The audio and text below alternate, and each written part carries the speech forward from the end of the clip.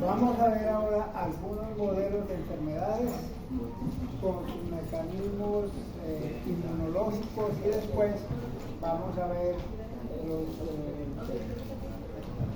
mecanismos generales de los tres grandes modelos que existen.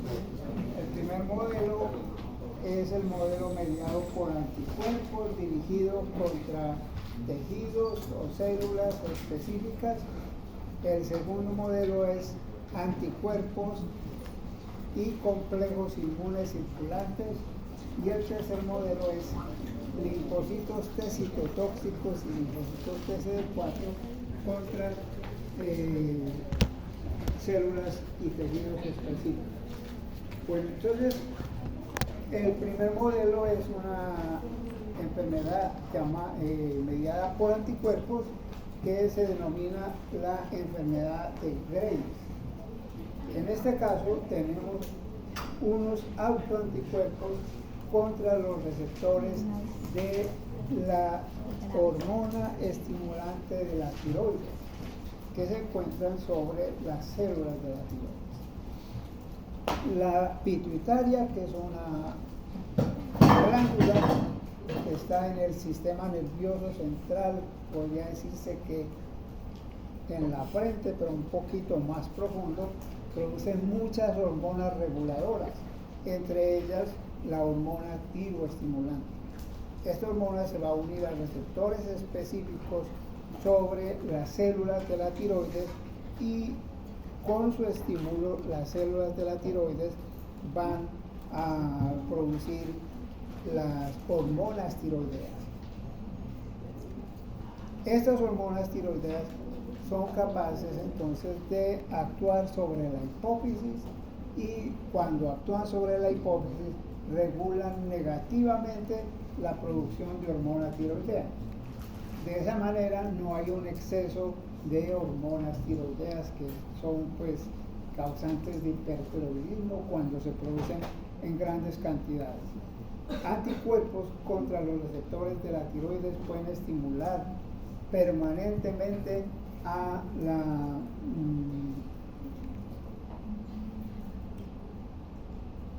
las células de la tiroides. Las células de la tiroides pueden producir hormona tiroidea. La hormona tiroidea puede bloquear negativamente la hipófisis, pero de todas maneras este ya no es un mecanismo regulatorio eficiente porque el estímulo sigue presente ya no con hormona estimulante de la tiroides, sino por los anticuerpos.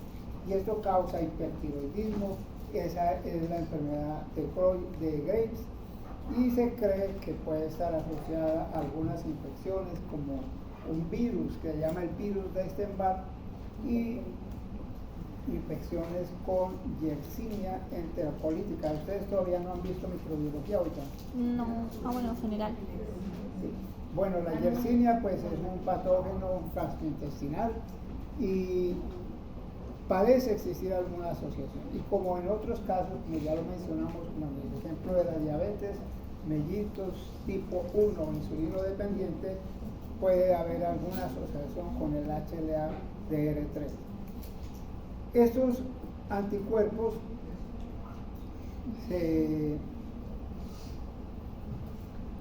este efecto de los anticuerpos se puede demostrar experimentalmente. Si uno toma suero de estas personas y lo inyecta en ratones, hay reacción cruzada entre el receptor de la hormona tiroestimulante del ratón y del humano, y estos ratoncitos que reciben esos sueros de esas personas pues también desarrollan un hipertiroidismo. Los anticuerpos que causan enfermedades autoinmunes pueden transferirse de la madre al feto. Y en este caso, por ejemplo, las madres con enfermedad de Graves pueden transferir esos anticuerpos a los niños, y los niños pues pueden sufrir enfermedad de Graves en la vida intrauterina. Sin embargo, eso es reversible, y los niños generalmente no presentan consecuencias graves como consecuencia de este problema. Muchos anticuerpos transplacentarios pueden transferirse de la madre al feto. Los anticuerpos contra el receptor de la acetilcolina en la enfermedad de Graves, y los anticuerpos contra el receptor de la acetilcolina en la miastenia gravis. ¿Ya vimos ese ejemplo? No. Bueno, enseguida lo vemos. Anticuerpos contra los glóbulos rojos pueden causar una enfermedad que se llama la anticuerpos contra las plaquetas pueden causar una enfermedad que se llama la púrpura trombocitopénica.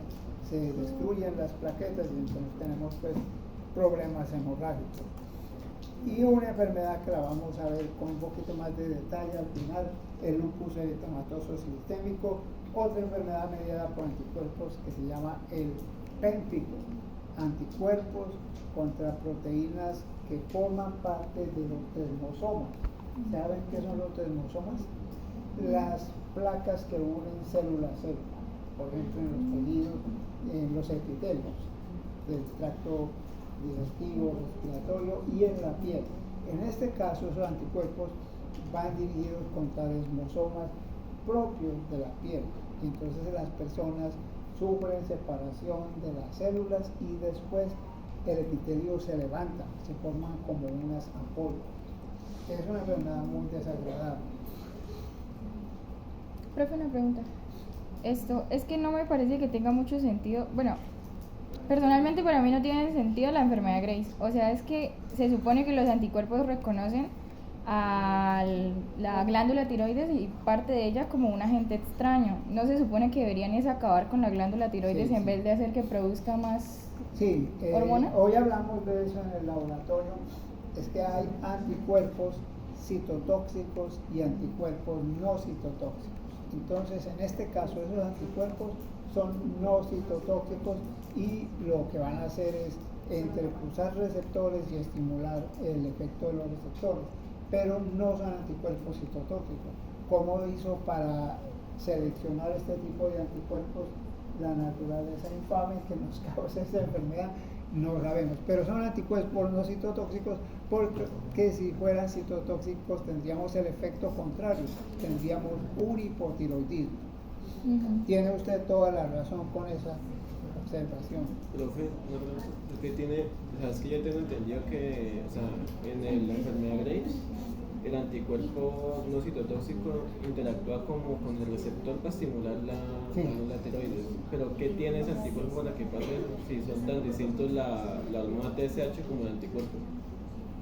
El anticuerpo simplemente tiene afinidad por el receptor, o sea que puede tener una estructura muy semejante a la hormona tiroestimulante, pero la capacidad del anticuerpo para inducir activación de las células de la tiroides es porque se une a dos receptores, y al unirse a dos receptores los dimeriza, y al dimerizarlos los receptores se activan. Ahora, ¿por qué sucede esto? Porque estos receptores tienen casi todos este tipo de función. Los receptores son generalmente polímeros, generalmente dímeros. Cuando están como monómeros, ellos están inactivos. Cuando están dimerizados, las colas citoplasmáticas de los receptores funcionan como tirosinquinasas. Entonces, una cola citoplasmática fosforila la otra cola y la otra, se llama activación cruzada. Cuando la cola citoplasmática no tiene actividad de tirosinquinasa, esas colas están unidas a tirosinquinasas, que cuando el receptor está separado no activan, pero cuando se juntan los dos receptores, las tirosinquinasas hacen fosforilación. Es el mecanismo por el cual estos anticuerpos actúan como si fueran ligandos de los receptores. Esos anticuerpos en su función normal, ¿qué hacen? O sea, neutralizan la hormona estimulante. ¿Cómo? Que esos anticuerpos en su función normal, ¿de qué están encargados? O sea, No, esos anticuerpos no existen normalmente. Okay. Se producen ya dijimos, por posibles infecciones o infecciones que se dan con otros componentes genéticos que hacen susceptibles a estas personas, porque muchas personas sufren infecciones por estos virus o bacterias que mencionamos, pero no van a desarrollar la autoinmunidad. Ahora, exactamente lo que sucede no se conoce. Un mecanismo que se ha probado que puede ser la causa de una enfermedad autoinmune como el lupus eritematoso sistémico es un fenómeno que se llama la diseminación antigénica. ¿La vieron ustedes o no la vieron? No. ¿En qué consiste la diseminación antigénica?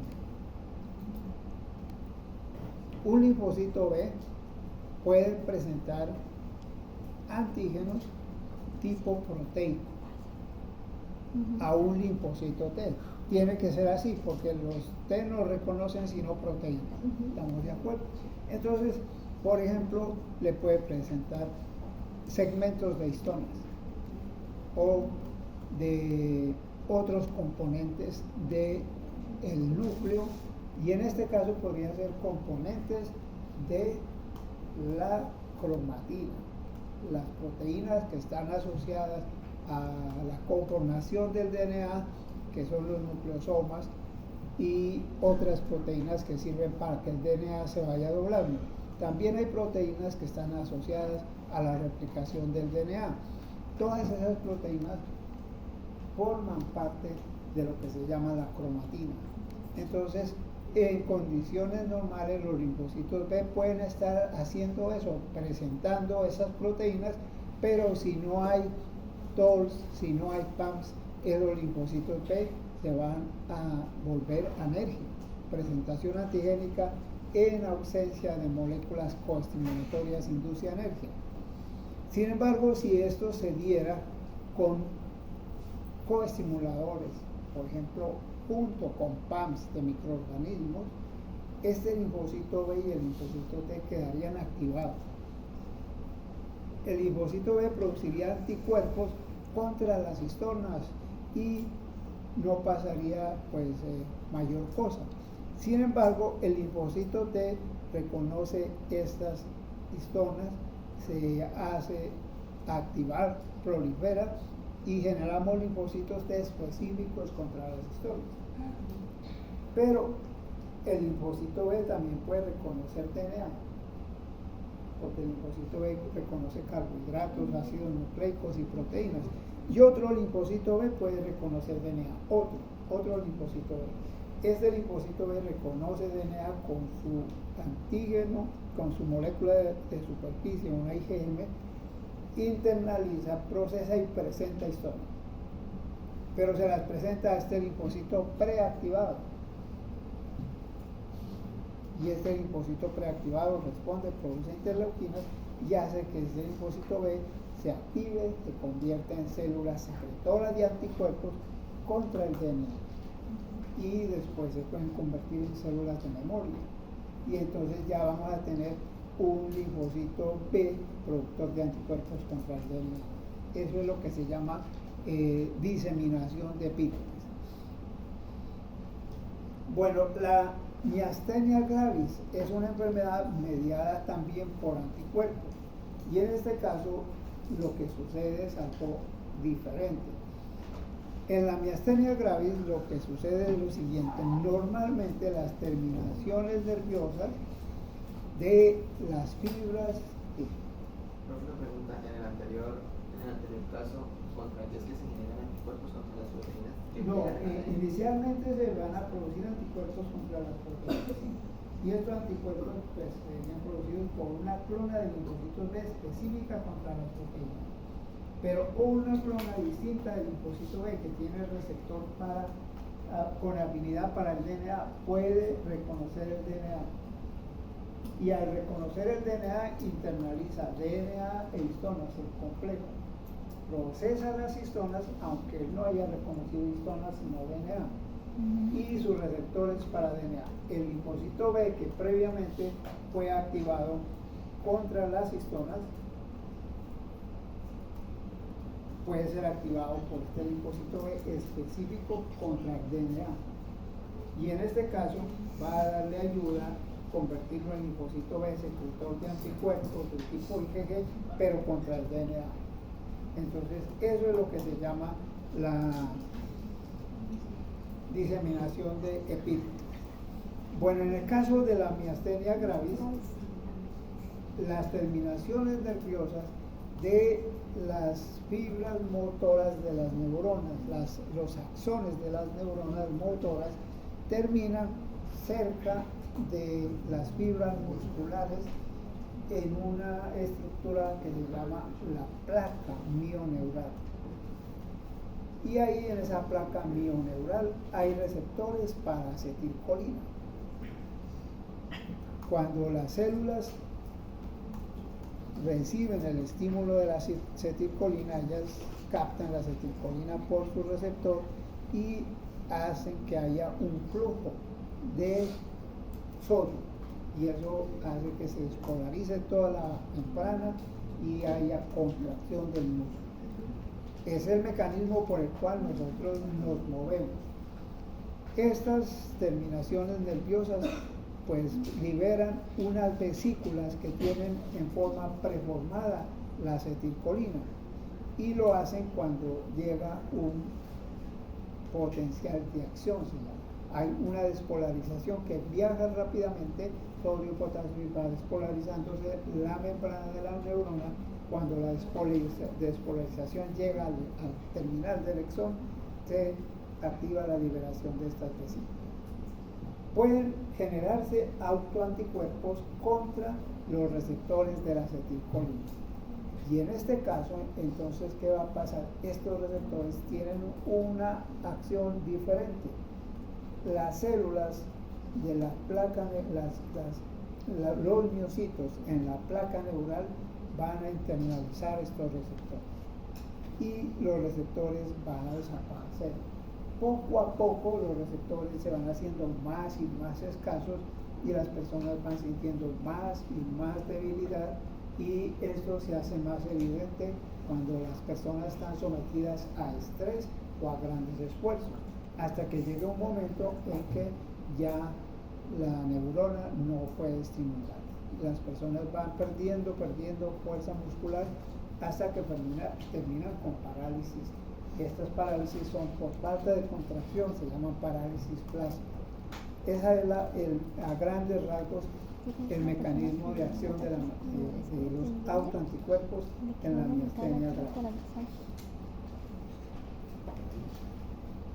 Recuerden que estas enfermedades requieren de linfocitos T ayudadores, por lo que ya hemos mencionado, para que el linfocito B reciba la ayuda de las células T, que usualmente son del tipo TH2, para que haya la producción de anticuerpos. Eso se ha probado en los experimentos con miastenia gravis. Se sacan anticuerpos de una persona con miastenia gravis, se los pone en contacto con extractos de células de músculo y se hace un precipitado. Y luego ese precipitado se usa para alimentar macrófagos, monocitos que se pegan, y se les adiciona eso, ellos van a procesar y presentar, y si se transfieren células de este paciente, ellas se activan y proliferan. Eso quiere decir que están reconociendo antígenos de los miocitos. Sistema nervioso central, la esclerosis múltiple.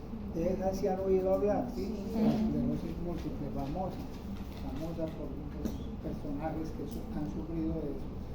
En este caso, la enfermedad ya no es mediada por anticuerpos, sino por linfocitos T. Y son linfocitos T que reconocen la proteína básica mayor de la mielina. Estos linfocitos entonces son citotóxicos, pero hay CD4 ayudadores que también están activando los test citotóxicos. Estas células entonces en el sistema nervioso central van a reconocer en el MHC clase 1 de las neuronas péptidos de la proteína básica mayor de la mielina, y las células se van desmielinizando y finalmente vamos perdiendo actividad neuronal y usualmente afectan células del sistema nervioso central de las áreas motoras. ¿Por qué no afectan células del sistema nervioso central de otras áreas? El sistema cognitivo, el sistema emocional. En realidad estas personas no tienen problemas psiquiátricos, no tienen problemas del comportamiento o problemas cognitivos. ¿Por qué no reconocen eso? Pues, tampoco lo sé.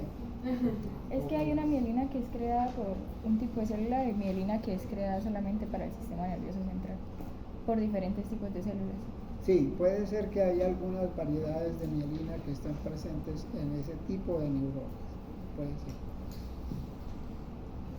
Bueno, otro modelo de enfermedad mediada por células. La diabetes mellitus insulino dependiente. En los isletes pancreáticos hay células que producen glucagón, células alfa, células beta que producen insulina, células delta que producen somatostatina. Por alguna razón no bien conocida, en ciertas personas se producen anticuerpos citotóxicos contra estructuras de las células beta.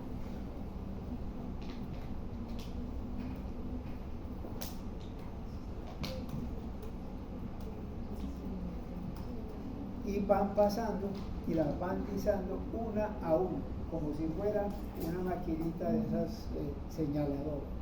Es muy rápido y el proceso simplemente va a terminar con ausencia de células beta.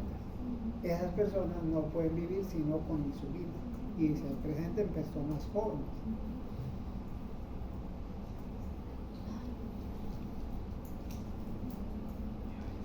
Bueno, la mayoría de estas enfermedades que acabamos de ver son mediadas por anticuerpos o mediadas por células contra órganos específicos, pero también hay enfermedades autoinmunes sistémicas.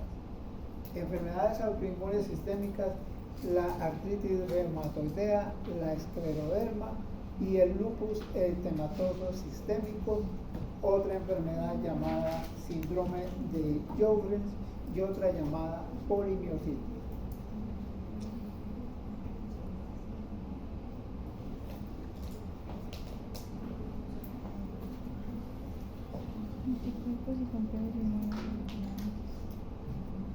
Estas enfermedades son causadas en su gran mayoría por anticuerpos. Pero también pudiera haber algunas enfermedades mediadas por células. Este es un modelo experimental de un ratoncito al cual se le inyectó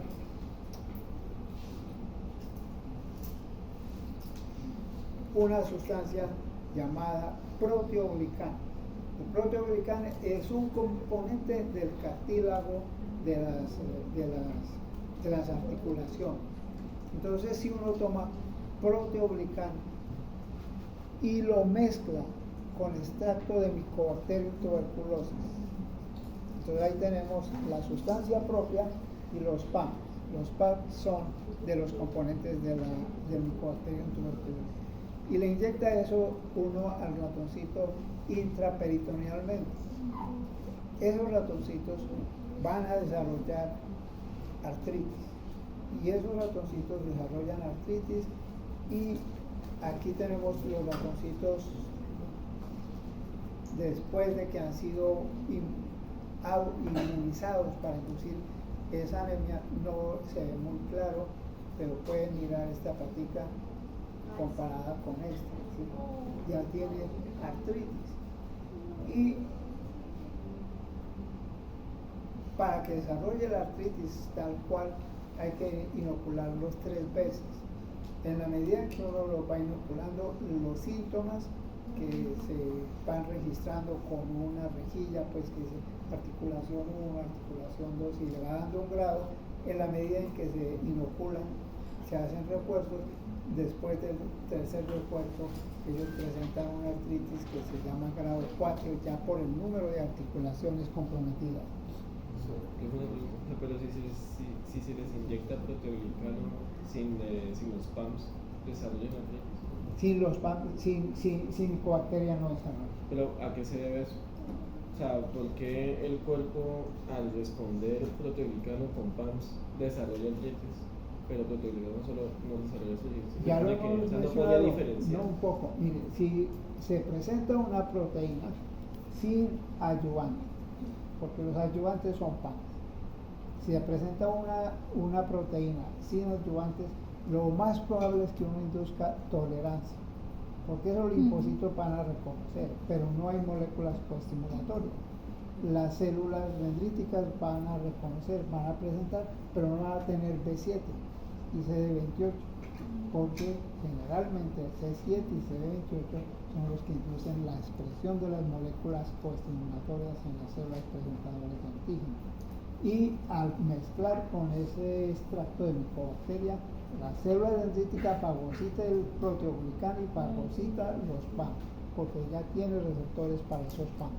Y entonces queda activada por los PAM, procesa y presenta con moléculas coestimulatorias. O sea, pero presentas el proteoglicano. El proteoglicano es una proteína. O sea, es el que lo presenta. O sea, la célula presenta el En antígeno. la célula dendrítica va a presentar péptidos del proteoglicano, pero la célula dendrítica pues piensa que es una micobacteria. Estuviera presentando péptidos de micobacteria, porque en realidad lo que induce la respuesta inmune específica para un lado o para el otro es la presencia de PAM. Y en este caso estos PAM pues son componentes de la micobacteria. Sin PAMs no hay producción de respuesta inmune específica. Sin PAMs las proteínas generalmente inducen tolerancia y sin PAMs no hay vacunas. Las vacunas se hacen inoculando proteínas con mezclas de PAMs, sustancias de microorganismos que hacen ese trabajo. Bueno, miren, y estos ratoncitos cuando son artríticos, ellos van a producir citoquinas. Entre otras citoquinas producen el factor estimulante del crecimiento de colonias de granulocitos y monocitos. ¿Lo han visto? Cuando hay una activación del sistema inmune específico, las células madres hematopoyéticas producen linfocitos, pero también producen granulocitos y monocitos, para que ellos vayan a hacer la respuesta, porque los granulocitos y los monocitos son los que al final van a hacer el efecto, a no ser que sea mediado por linfocitos T citotóxicos. Entonces se producen estos factores de crecimiento. Estos factores de crecimiento, entre otras cosas, también causan inflamación, porque activan e inducen la proliferación de granulocitos y monocitos. Por eso se llama GMCSF, factor estimulante del crecimiento de granulocitos y monocitos. Ahora, estos ratoncitos fueron inoculados con unas células que requieren GMCSF para proliferar. Son células mieloides de la estadio de diferenciación muy temprana. Y esas células se sacaron de un ratón infectado con un retrovirus.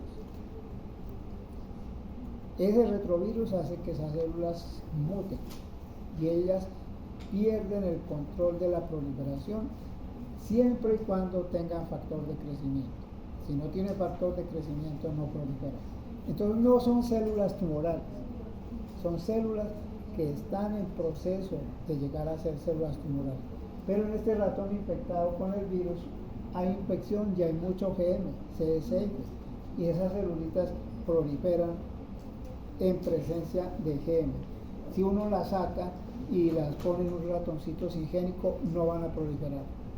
Pero si uno les pone a estas células el gen del GM-CSF, ellas proliferan ya independientemente y se convierten en verdaderos tumores. Pero si no tienen eso, ellas solamente crecen dentro del ratón singénico. Causan una especie de leucemia que no se llama leucemia, sino síndrome preleucémico, que también se observa en los humanos. Si estas celulitas que no proliferan sin GM-CSF, si proliferan con GM-CSF, sin GM-CSF no proliferan, mueren a los 2 días. Pero si estas celulitas sin GM-CSF se inyectan en estos ratones artríticos, ellas crecen como si fueran tumores. Y después esas células se vuelven completamente tumorales. Estas celulitas no proliferan en ratones normales, pero esta inflamación causa ese proceso de estimular esas células preleucémicas. Por eso las enfermedades autoinmunes se asocian a mayor frecuencia de tumor, porque hay factores de crecimiento permanentes. Profe, ¿qué es lo que hace que, o sea, como que los PAMs estén tan cerca de los proteoglicanos que la célula dendrítica lo tome como uno? O sea, ¿es algún tipo de interacción o...? Sí. Eso no es que interactúen. Uno usualmente inocula eso en un componente lipídico. Entonces, claro, no quiero explicar. Se forma una especie de burbujas, porque uno lo inocula con un componente lipídico. Esas burbujas encapsulan las sustancias que uno va a inocular. Se llaman micelas. Entonces, cuando uno prepara la vacuna, mezcla el lípido con los componentes, el ayudante que es el PAM y la proteína. Y ahí se van a formar esas micelas. Uno inyecta esas micelas y el macrófago o la célula dendrítica fagocita la micela. El fagocita la micela lleva todo lo que se incorpora en la micela. Entonces ella funciona así. Bueno. Próxima pregunta. Respecto al proteoglicano y a los PAMs de Mycobacterium, ¿qué representaría eso en la enfermedad humana? En la enfermedad humana y la artritis pudiera representar una persona con susceptibilidad genética, una HLA, una posible infección bacteriana y durante esa infección bacteriana una lesión articular, y entonces se podrían presentar en ese sitio los PAM de la infección bacteriana, la presentación de tejidos propios y la generación de linfocitos autorreactivos. Bueno, las reacciones de hipersensibilidad son este tipo de reacciones, y la mayor parte de las reacciones de hipersensibilidad son reacciones contra compuestos comunes del ambiente, como los alergenos, o contra compuestos propios en las enfermedades autoinmunes. Las reacciones de hipersensibilidad están mediadas por los mecanismos corrientes que ustedes ya vieron, respuestas inmunes normales, pero contra compuestos propios o contra sustancias comunes. Y se han clasificado estas reacciones en 4 grupos. La primera, respuestas contra sustancias comunes del ambiente mediadas por linfocitos B productores de inmunoglobulina E. Son las enfermedades alérgicas. Esas las vemos mañana. El segundo tipo ya lo hemos mencionado, anticuerpos contra superficies celulares, y estos anticuerpos pues pueden hacer distintos tipos de funciones, pero algunas de estas funciones son las más comunes: la activación del complemento y la inducción de lisis de células propias por autoanticuerpos y complementos. Y también pueden mediar un fenómeno que se llama la citotoxicidad mediada por células. ¿Vieron eso? Las células NK tienen receptores para el fragmento FC de los anticuerpos. Estos anticuerpos pegados sobre una superficie celular pueden atraer células NK y esas células NK se activan y lisan la célula blanca. El otro mecanismo es anticuerpos contra sustancias solubles propias que van a formar los complejos inmunes. El modelo es el lupus eritematoso sistémico, vamos a ver un poquito de eso. Esa es hipersensibilidad tipo 3, esta es hipersensibilidad tipo 2 y la última hipersensibilidad mediada por células T, que pueden ser C citotóxicas y siempre en todas las hipersensibilidades T ayudadoras.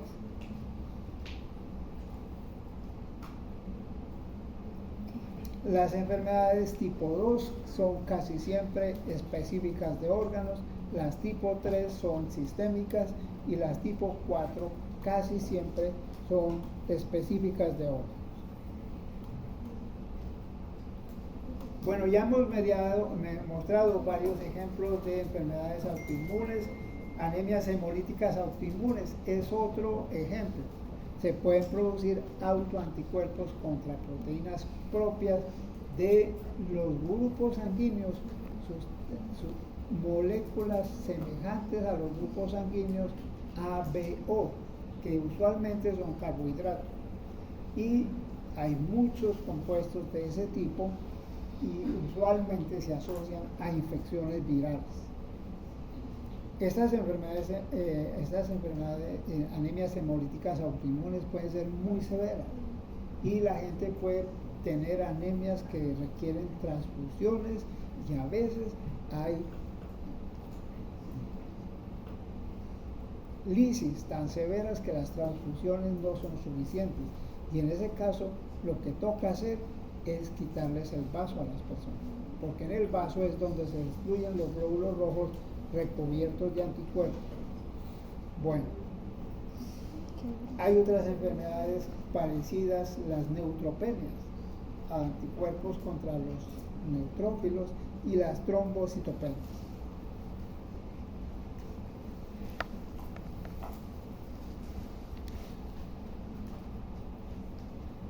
Ya mencionamos brevemente cómo funciona. Anticuerpos contra antígenos de la superficie celular se fijan, pueden capturar por su fragmento EPC polimorfos nucleares neutrófilos, monocitos o células NK. Y también pueden activar el complemento y pueden inducir, por ejemplo, más atracción de mononucleares y polimorfos nucleares. Y finalmente lo que van a hacer es causar una inflamación y daño en los tejidos.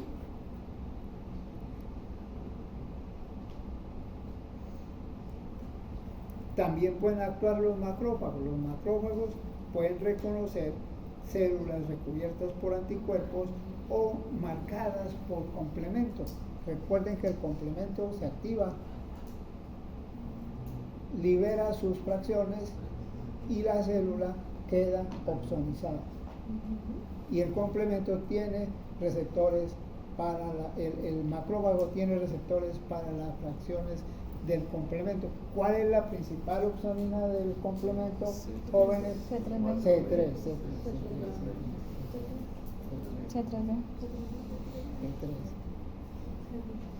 Ya hemos mencionado otros mecanismos en los cuales pueden activar o inhibir receptores o pueden bloquear algunas moléculas, por ejemplo, anticuerpos contra la vitamina B12, también se presentan.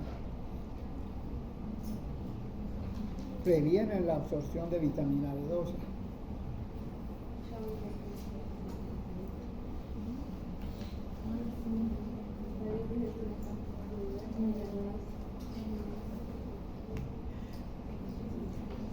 Otras enfermedades que no hemos mencionado.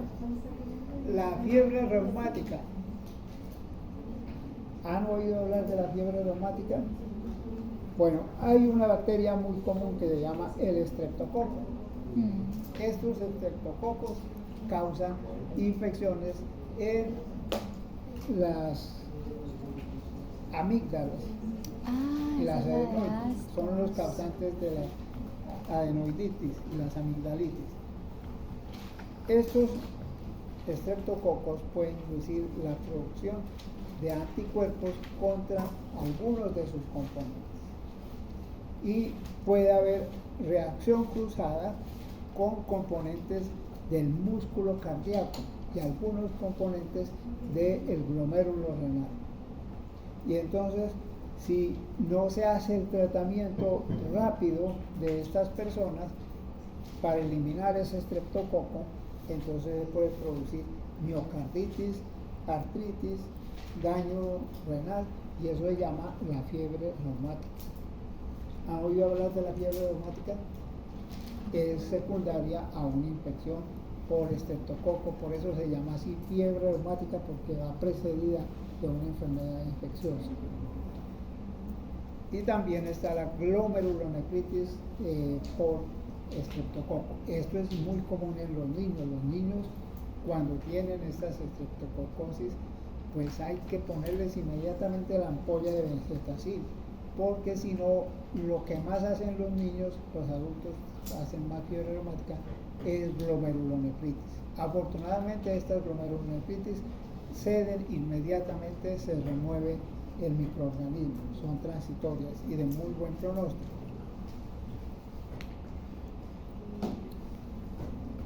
Puede haber anticuerpos contra los receptores de la insulina, ya no es contra las células beta, sino contra los receptores de la insulina. Y entonces va a haber una diabetes asociada a resistencia a la insulina. Hay insulina, pero los receptores no son capaces de captarlos. Hipoglicemias, también causadas por receptores contra la insulina, por receptores agonistas, de la insulina.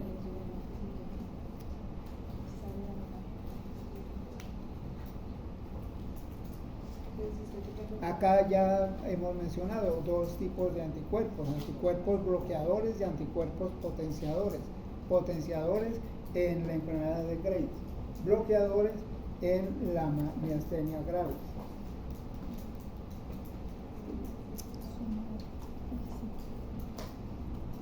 Anticuerpos contra la matriz celular, ya no contra las células, sino contra los componentes de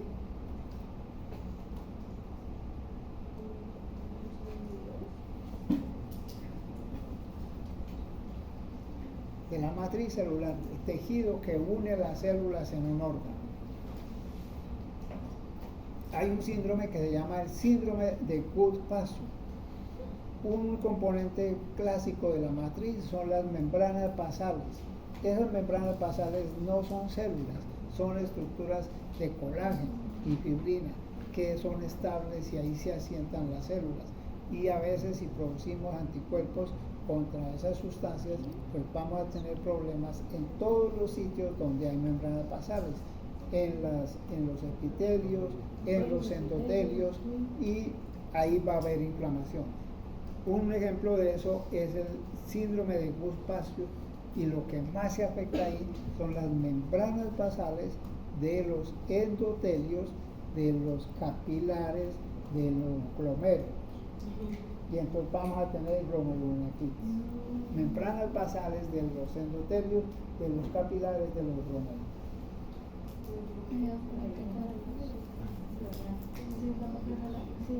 Bueno, en la artritis reumatoidea también pueden haber células T citotóxicas, y hay unas formas de artritis que son mixtas, otras que tienen más anticuerpos y otras que son casi puras de linfocitos T.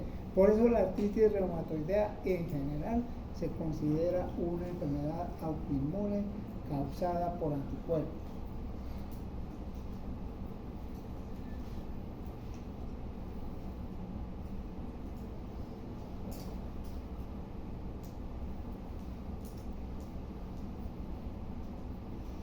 Bueno, el mecanismo de acción de las enfermedades por complejos inmunes. Estos complejos inmunes entonces se forman en sangre.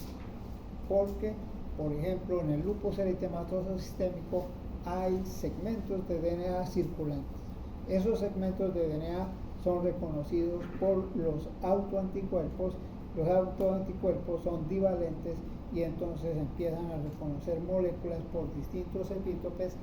Estos anticuerpos son generalmente contra sustancias que tienen epítopes repetitivos.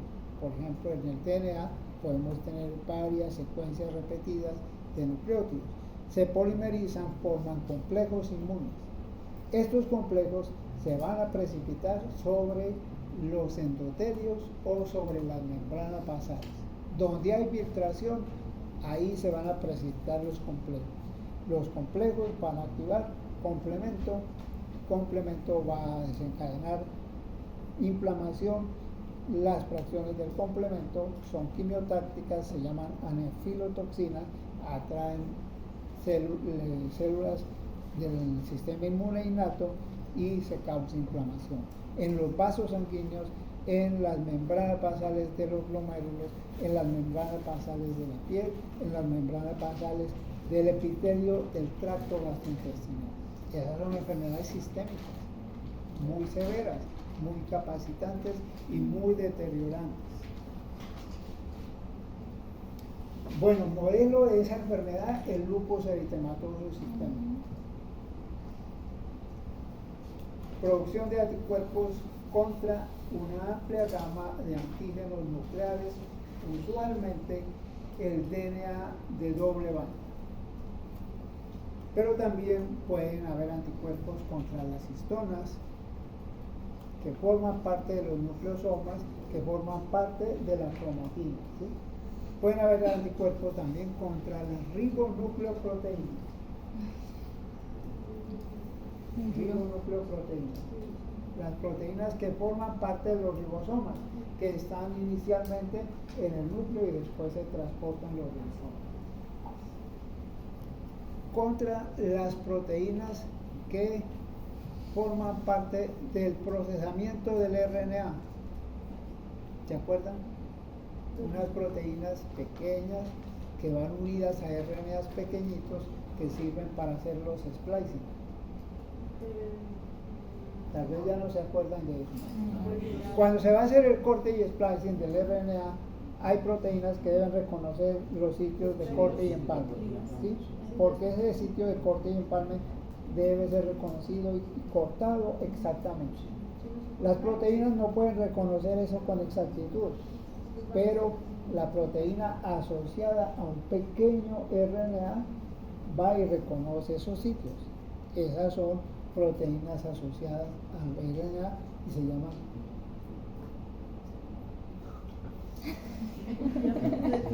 ya ahora se las menciono.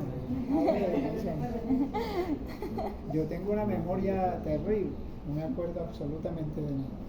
Bueno, se forman entonces los complejos inmunes, se van a depositar en distintos sitios: piel, articulaciones, riñones, vasos sanguíneos, sistema nervioso central. Hay deterioro cognitivo en el lupus. Causan inflamación, ya vimos por los mecanismos que les mencioné: activación de complemento y función como anafilotoxinas, quimiotácticas para células del sistema inmune innato. Las manifestaciones clínicas: lo primero que usualmente ve la gente es que se expone al sol y le aparece un eritema en las mejillas, como una mariposa. Se llama el eritema en alas de mariposa, porque la luz ultravioleta tiene el efecto disparador.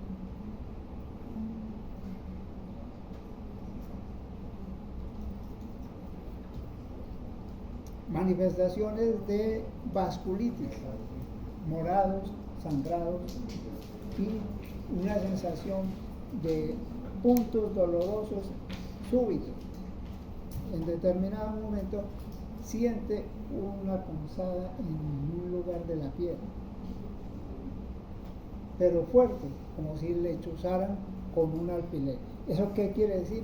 Que un vasito sanguíneo ahí se obstruyó, y al obstruirse no llega sangre y la isquemia duele muchísimo. ellos van a tener problemas hemorrágicos. Y luego la orina empieza a cambiar en su consistencia y la gente lo nota por el olor, la turbidez.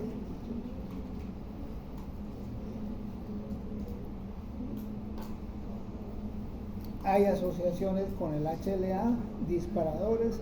La luz ultravioleta puede ser solamente el único disparador de esa autoinmunidad en una enfermedad, una persona con predisposición genética. Infecciones o fármacos, todo eso puede contribuir a desencadenar el lupus eritematoso sistémico.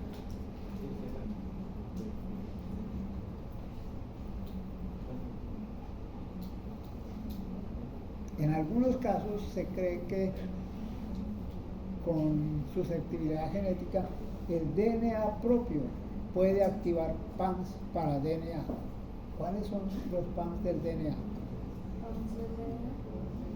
Yo los estoy bombardeando a ustedes mucho, ¿no? Eso se olvida. Los PAMs del DNA son intracitoplasmáticos, porque allá es donde se va, ¿cómo?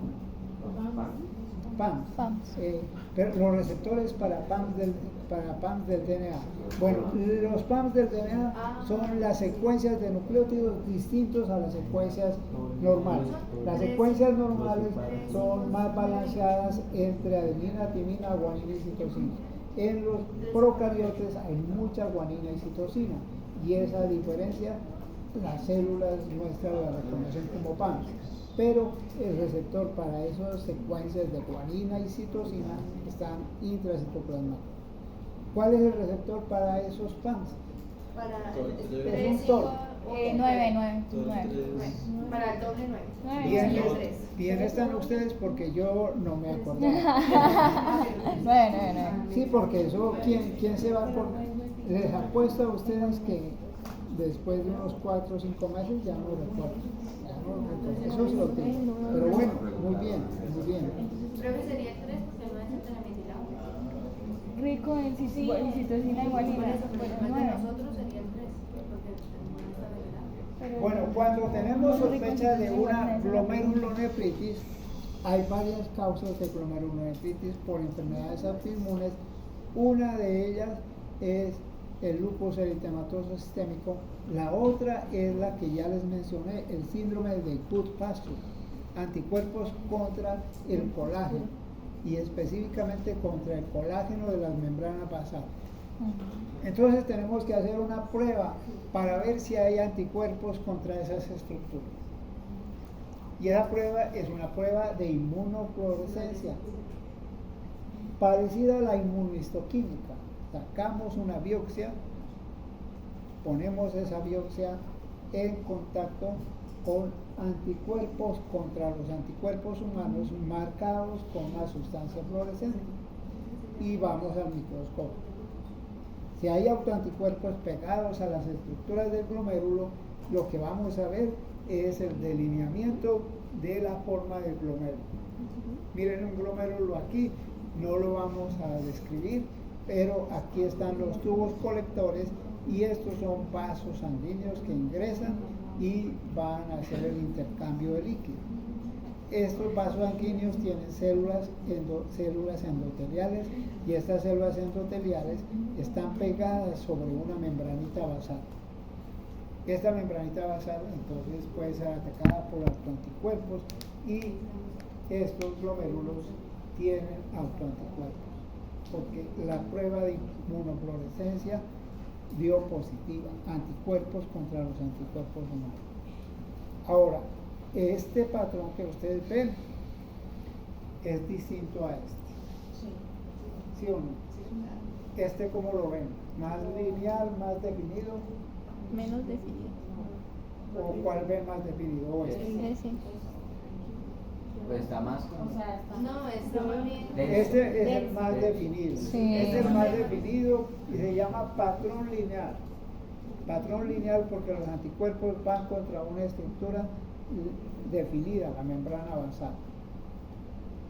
En la inmunofluorescencia para una glomerulonefritis secundaria a un lupus, no vamos a ver el patrón lineal, sino que vamos a ver los complejos inmunes precipitados.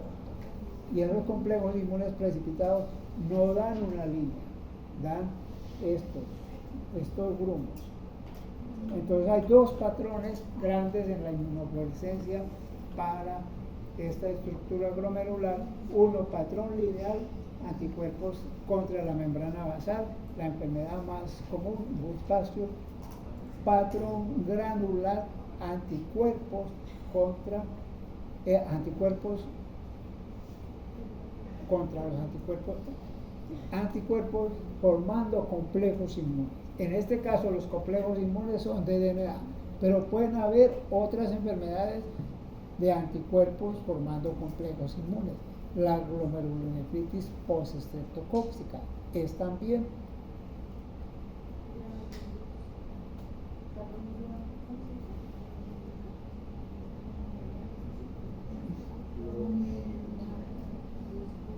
Cuando tenemos infección por estreptococo, una de las posibilidades es que antígenos del estreptococo formen complejos circulantes y se precipiten en el glomérulo. Entonces, esa es una enfermedad por complejos inmunes, es una glomerulonefritis por complejos inmunes y va a dar un patrón glomerular. Ahora, no vamos a hacer biopsia de riñón cuando sospechamos una glomerulonefritis estreptocóxica. Niño de 6 años con antecedentes de faringitis, se trató con remedios caseros y a los 8 días empieza a presentar retención urinaria, no está orinando, es una glomerulonefritis postestreptocóxica. Le ponemos los antibióticos, le reducimos los líquidos y esperamos unos 3 o 4 días y él empieza a orinar lentamente. No hay necesidad de biopsia. Pero si le hiciéramos una biopsia, le hiciéramos la inmunofluorescencia, daba este patrón. Profe, esto, o sea, cuando, o sea, lo de la Hay dos formas de enfermedad por estreptococo. La glomerulonefritis postestreptocóxica, que son complejos inmunes de anticuerpos contra proteínas del estreptococo. ¿Esas proteínas son la estreptolicina? ¿Las qué? La estreptolicina. Exactamente, sí.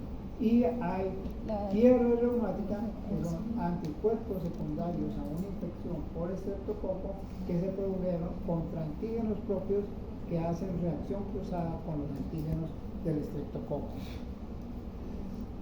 Ahora, esa persona con lupus eritematoso sistémico tiene su eritema maleolar, se le hace una biopsia porque toca hacerse para ver si hay autoanticuerpos ahí en la membrana basal.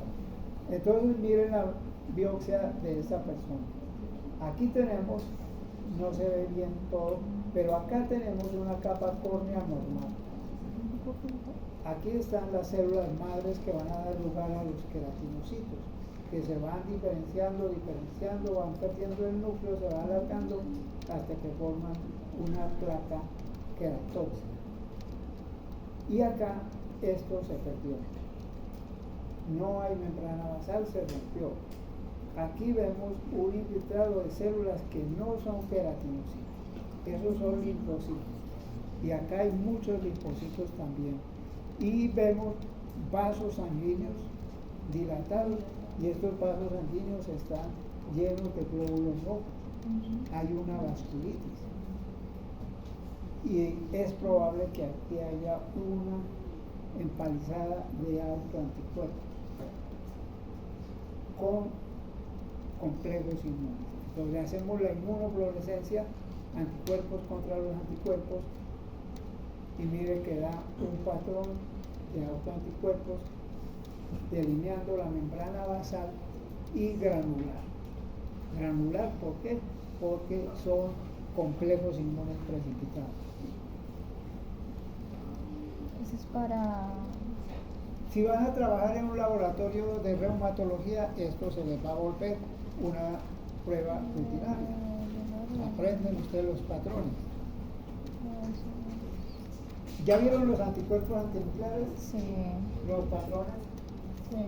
Ya, también, bueno, listo. Entonces los anticuerpos antinucleares se presentan en el lupus eritematoso sistémico y en muchas patologías semejantes que se llaman las enfermedades del colágeno. Estos anticuerpos antinucleares no son diagnósticos, son correlaciones.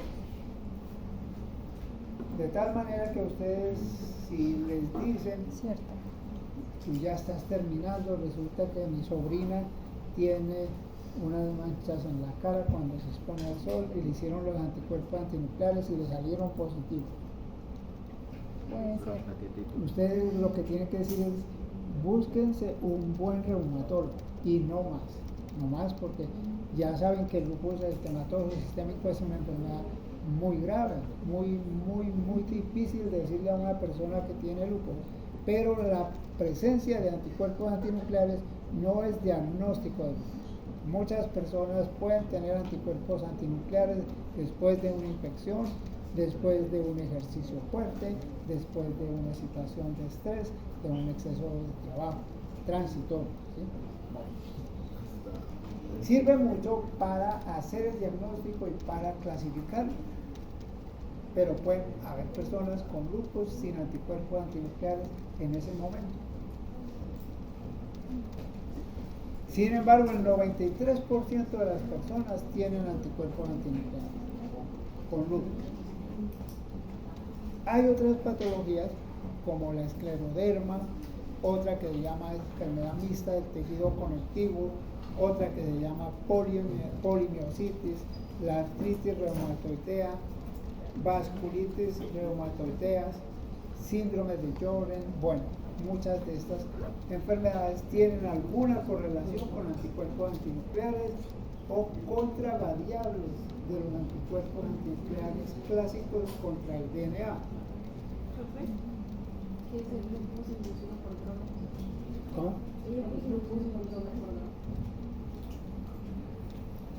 Sí, existe un lupus que es inducido por drogas y ese lupus inducido por drogas a veces puede ser transitorio, pero a veces puede ser permanente.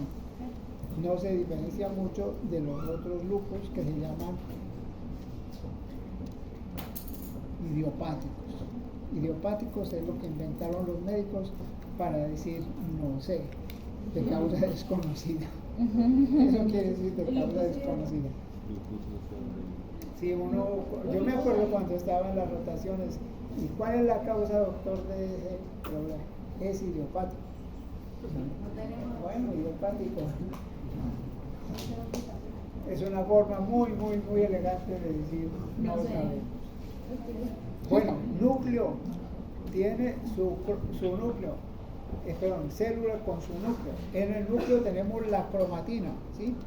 La cromatina está constituida básicamente por DNA de doble banda e histonas. Eso es lo más importante. Luego tenemos unas secciones más opacas en el núcleo cuando hacemos la hematoxilina eosina. ¿Cómo se llaman esas áreas? Son los nucleolos. Los nucleolos son lugares donde se hace la síntesis del RNA ribosomal. La matriz del núcleo tiene proteínas. Tiene, por ejemplo, enzimas que sirven para el metabolismo y el procesamiento de los nucleótidos, fosfatasas y el citoplasma. Bueno, la cromatina pues es el DNA que puede ser de doble banda o de una sola banda cuando estamos en la replicación o en la transcripción. Recuerden que se forma la burbuja. Esas proteínas, esos DNAs de una sola banda no están solos, están acoplados a proteínas, porque el DNA de una sola banda desnudo es cortado, es degradado, entonces van asociados a proteínas. Entonces hay complejos proteínas de DNA de una banda, se llaman, ¿cómo se llaman esas proteínas que se unen al DNA de una sola banda? yo es por tomarles espero, se llaman así, proteínas adherentes al DNA de una banda. Así se llaman. Sí. Bueno, histonas ya mencionamos, poli-ADP ribosa, una enzima que fosforila anillos de ribosa. Ribosa, ¿para qué sirve la ribosa? La base hidrogenasa. Para hacer los ácidos nucleicos. Bueno. Topoisomerasa. Desenrollar. Claro, para cortar el DNA. La proteína KU. Ahí sí lo corté. Ahí se los corchó. La proteína KU es para reparar el DNA. Cuando el DNA se corta, se puede reparar por dos métodos. Por recombinación homóloga, Sí. con el cromosoma homólogo, pero por unión de extremos libres. Y eso lo hace la proteína KU. Esa proteína KU también funciona en el rearreglo de los genes de los anticuerpos, de las inmunoglobulinas. Lo que pasa es que eso no se estudia con tanto detalle, sino se hacen los dibujitos, pero eso también funciona. Bueno, acá en la matriz pues van a ver muchas otras proteínas. U1-RNP. No nos pregunten. U1-RNP.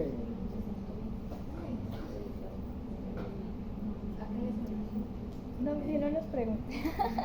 No, a nada. RNP, riboproteínas nucleares. Son proteínas asociadas a los ribosomas.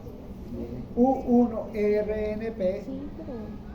forma parte de proteínas nucleares asociadas a los RNAs pequeños, que son los RNAs que sirven para hacer el procesamiento.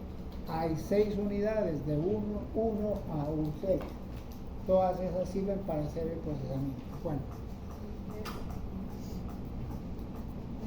simplemente pues para mencionarles que el contenido de posibles blancos antigénicos en el núcleo es muy extenso. En el nucleolo ya sabemos que vamos a tener RNA polimerasa porque ahí hay una síntesis intensa de RNA ribosomal y estas unidades que sirven para el procesamiento que se llaman URNP1, 2, 3, 4, 5 y 6. Y en el citoplasma hay mitocondrias, citoesqueleto, retículo endoplasmático, aparato de Golgi, asociados a sus respectivas proteínas. Según el tipo de anticuerpo que se produzca contra algunas de estas sustancias, se van a producir patrones de inmunofluorescencia. Ahora ya no es tan común eso, pero de todas maneras los reumatólogos no van a dejar su trabajo. Ellos son los que usualmente leen. Yo no sé si ustedes saben si hay microbiólogos o citólogos o laboratoristas que puedan leer anticuerpos antinucleares. Hasta que yo estudié y cuando hice la maestría en inmunología ya estuve un mes con un reumatólogo mirando patrones de anticuerpos antinucleares. Bueno, ya ustedes lo vieron probablemente. Hay patrón homogéneo, patrón membranoso, patrón moteado, patrón nucleolar, patrón citoplasmático. Y dependiendo del tipo de patrón van a ser los posibles autoantígenos. ¿Cuál es el patrón más sugestivo de anticuerpos contra el DNA de doble banda?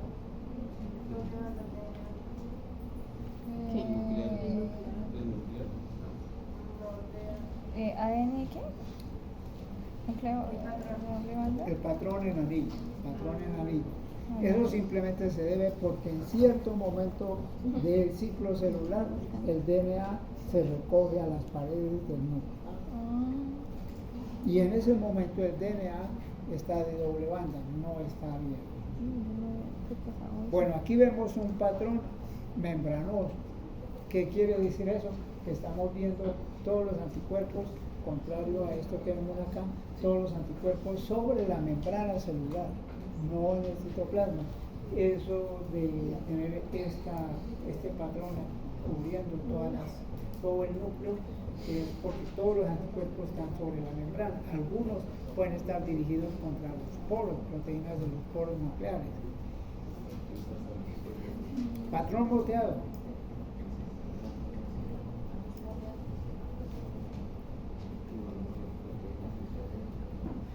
Proteínas del nucleoplasma. Y lo que se ve negro es la cromatina, que está separando pues el patrón nucleolar contra el nucleolo, que es el sitio donde se hace la síntesis de los RNA ribosomales. El patrón nucleolar puede ser moteado o periférico contra las mitocondrias. Es citoplasmático y es contra las mitocondrias. Se forma una especie de red y este es un patrón anular y está dirigido contra el aparato de Golgi. ¿Eso qué son neuronas? Pucha. Yo no sé. Por favor, díganle al Ya se lo hacían tantas joven que nos ayude en el mitocondrias. laboratorio que me pida las diapositivas para yo poderlas subir. Es que yo no tengo acceso al Moodle de neumología. Bueno, esto es con epifluorescencia, fluorescencia y un microscopio de fluorescencia normal. Hay otra forma que se llama la microscopía confocal. ¿Han oído hablar de eso? Abajo está el microscopio confocal. Hace cortes y da imágenes mucho más. Aquí tenemos ya esto con microscopía confocal, es mucho más fácil de interpretar. Bueno, recuerden que cuando tienen patrón anular, deben ir a comprobar que es DNA de doble banda y que es en realidad eso, y eso se hace con un animalito que se llama la critida. Critida nuclear. Entonces, ¿en qué consiste? Este protozoario tiene el kinetoporo, una estructura que tiene muchas secuencias repetitivas de DNA, es puro DNA. Se fijan esas células en la plaquita, se pone el suero del paciente y luego anticuerpos contra los anticuerpos marcados con fluorescencia.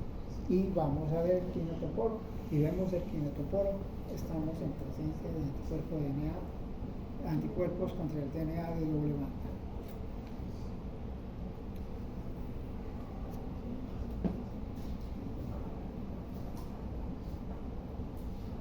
Yo no me acuerdo de los patrones.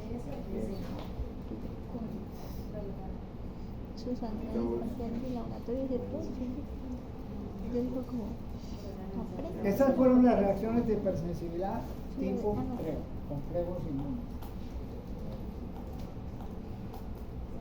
Reacciones de hipersensibilidad tipo 4 pueden ser bastante variadas, pero nos interesa ahora una enfermedad que no es causada por autoanticuerpos, sino enfermedades de hipersensibilidad causadas por microorganismos. Entonces son microorganismos o agentes que persisten por más de 3 semanas, por más de 21 días. Toda infección o toda activación del sistema inmune por más de 3 semanas causa una reacción inflamatoria crónica. Y esas reacciones inflamatorias crónicas se asocian a la conformación de una estructura que se llama como granuloma. Bueno, están mediadas por linfocitos T citotóxicos y linfocitos TH1, no TH2, son TH1. Todas las reacciones de hipersensibilidad tipo 4 están mediadas por linfocitos TH1, productores de interferón gamma, ya lo saben. Era de West Ejemplo, Hamlin, ¿cierto? pruebas de diagnóstico para diagnosticar una infección previa con leishmania, para diagnosticar una infección previa con tuberculosis, con Mycobacterium tuberculosis. ¿Cómo funciona?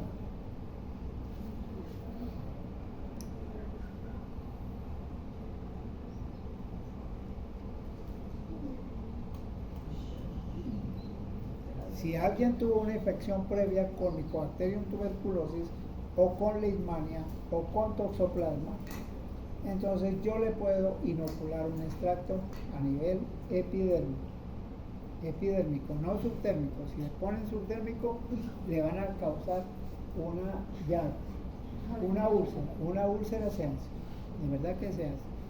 Entonces se coloca un extracto de Mycobacterium tuberculosis a nivel epidérmico, y cuando colocamos esa cantidad que ya está predeterminada, se va a formar una pequeña ampollita, ¿sí? Porque lo inoculamos en la epidermis. Y eso se desaparece rápidamente. Ahí está el antígeno de la micobacteria. Casi todos vamos a reaccionar positivo, pero con distinta intensidad. Entonces, ya les había mencionado, los linfocitos T van a recibir estos antígenos en el ganglio linfático, porque las células dendríticas de la piel, que se llaman las células T, Langerhans, si sabemos, van a ir allá al ganglio linfático, presentar y activar linfocitos T de memoria. Esos linfocitos T de memoria se activan, se expanden, y ya no demora 7 días como en la respuesta primaria, demora 3 días. Salen a la periferia TCD4 y T citosol, y van a buscar sitios de inflamación donde hay un vaso sanguíneo con activación del endotelio y presentando moléculas de adhesión. Ahí se adhieren y hacen diapelesis, ingresan y hacen un infiltrado celular, que lo vamos a ver. No tengo aquí, pero bueno, digamos que es esta. Y este infiltrado ya es frío, duro y no pruriginoso, y puede tener distintos tamaños. Si la pepita, si el infiltrado da más de 1 centímetro, más de 10 milímetros, es positivo para infección con Mycobacterium tuberculosis previo. Si da entre 5 y 10, puede ser infección, puede ser vacuna o puede ser reacción cruzada con micobacterias del ambiente. Y si da menos de 5, muy probablemente negativo, pero en personas con inmunosupresión, en pacientes VIH, eso también es significativo. Sin embargo, quedan muchos pacientes, porque muy pocos dan más de 10 milímetros. Todos los que quedan entre 5 y 10 no sabemos si han tenido o no han tenido tuberculosis. Entonces, ¿cómo hacemos? Hacemos la prueba de la liberación del interferón, que es más específica, que ya se hace ahora, y todavía hay controversia, porque la Organización Mundial de la Salud dice que se debería seguir utilizando la prueba de la tuberculina, porque hay muchas regiones del mundo donde todavía esta prueba no va a ser asequible, ¿sí? Pero en nuestro medio ya no está justificado. Tienen que pedirle a la EPS que les sorteen eso.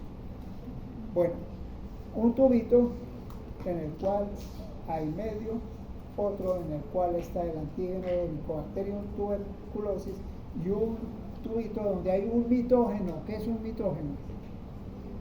Como su nombre lo indica, induce mitosis.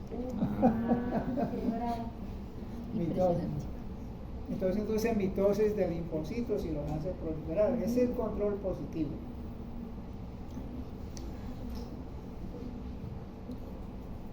Control negativo: células mononucleares, monocitos y linfocitos. No hay nada. Algunos monocitos se van a transformar en macrófagos. No va a pasar absolutamente nada.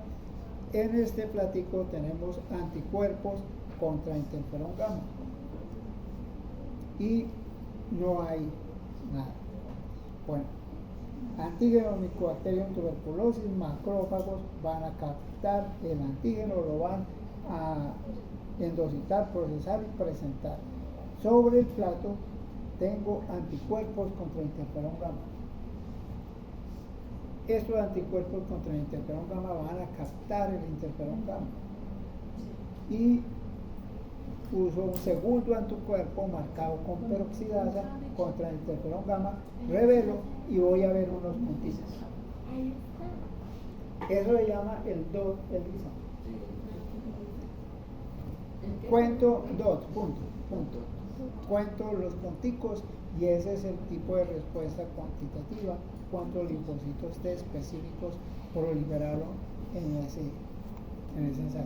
El otro es hacerlo por ELISA. Simplemente recupero el sobrenadante y hago una ELISA para interferón gamma.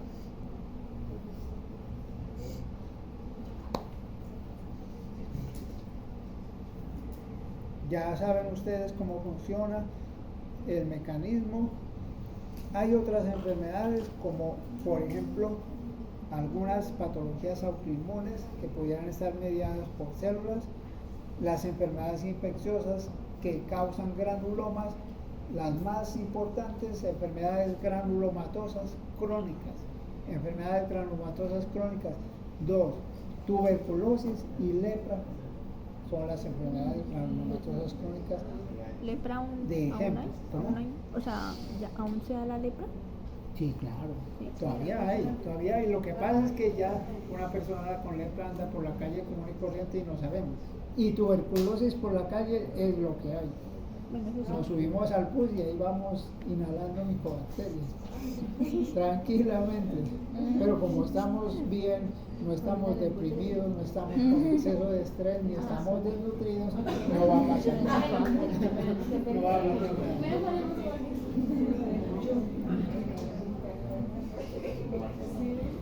Hay otras patologías que son menos comunes.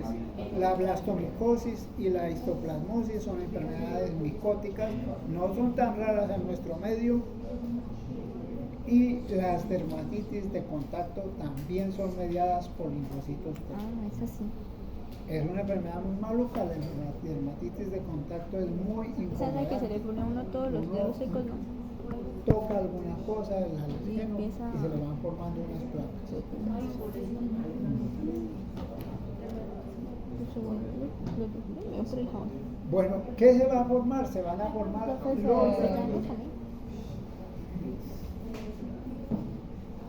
Sí, ya me sané. Como que se salió de... Ah, sí, porque no la pone a cargar y... Ay, sí, ahí salía que estaba descargada la tablet. Sí, es que debe ser porque está descargada. Sí, ya la... Toca ponerla a cargar. Sí, ¿no? Desde ahí. Sí.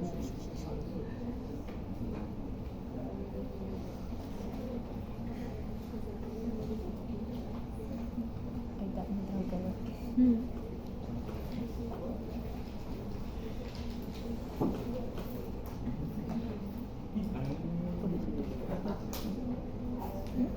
Que me la picado.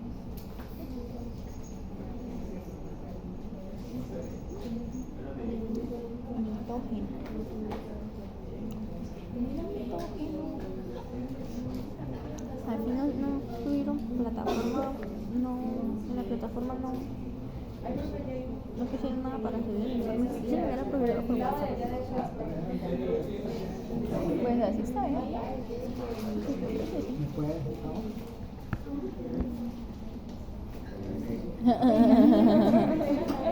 Tranquilo, profe.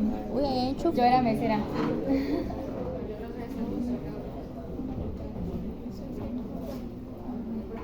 No creo que alcance, ¿sí?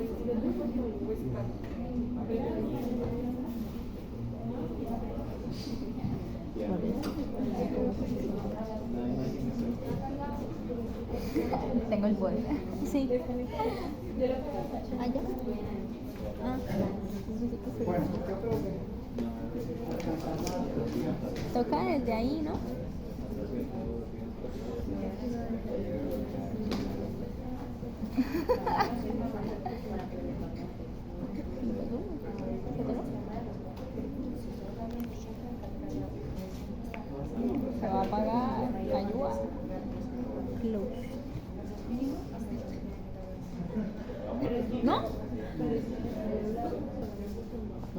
terminó la sesión. Ah, pues otra sesión. Porque hay otra sesión, pero ya de aquí a que hagamos las otras sesiones ya. Sí, es verdad, ya faltan 10 minutos. Falta un cuarto de hora. Sí, Cuarto, faltan 15 minutos. No, sí faltan. Vamos a hacer otra Yo leía ya como un 48. No, 46. Estoy ciega. No me odien. Me va a pesar con el señor. Ya saben. Jengibre con miel.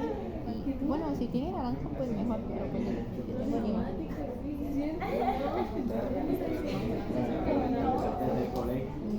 Eso son los como que se me va a fregar los pulmones.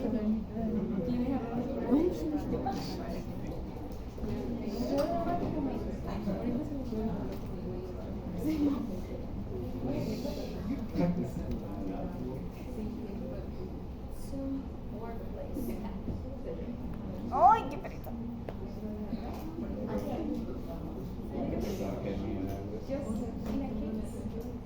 No me hablen de lo que Está miércoles. no.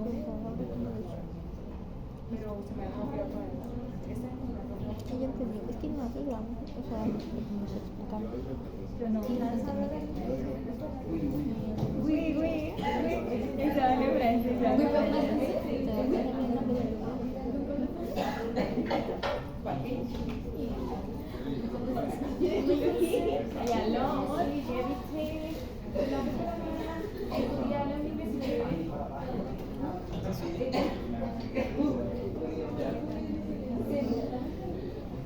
Hable francés.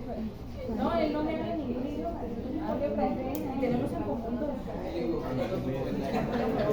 En español le hablo. Porque le dijo que ya lo iba a habilitar. Entonces, qué pena. Fíjate que Natalia me va a porque una vez le escribí a las 3 de la mañana y se puso a hablar.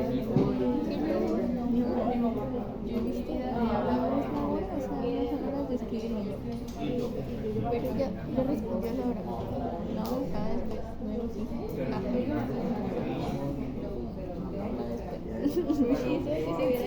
Sí, o sea, yo digo como bueno, o sea, esa hora pues ya hay que ver.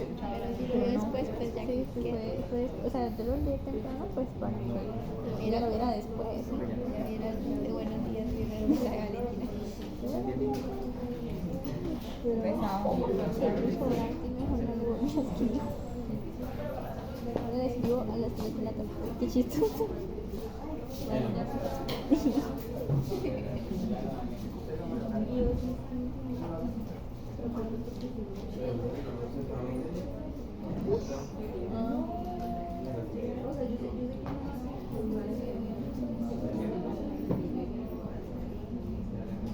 Está tratando de hacer el arroz. Me asusté.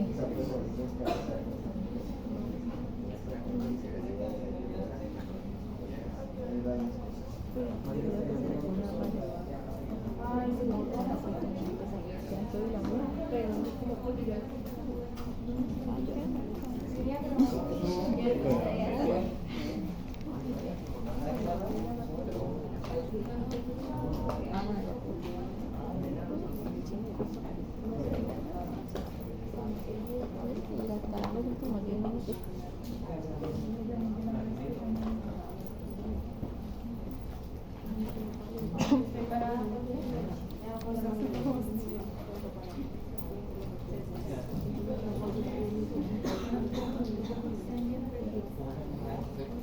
No voy a poder iniciar sesión.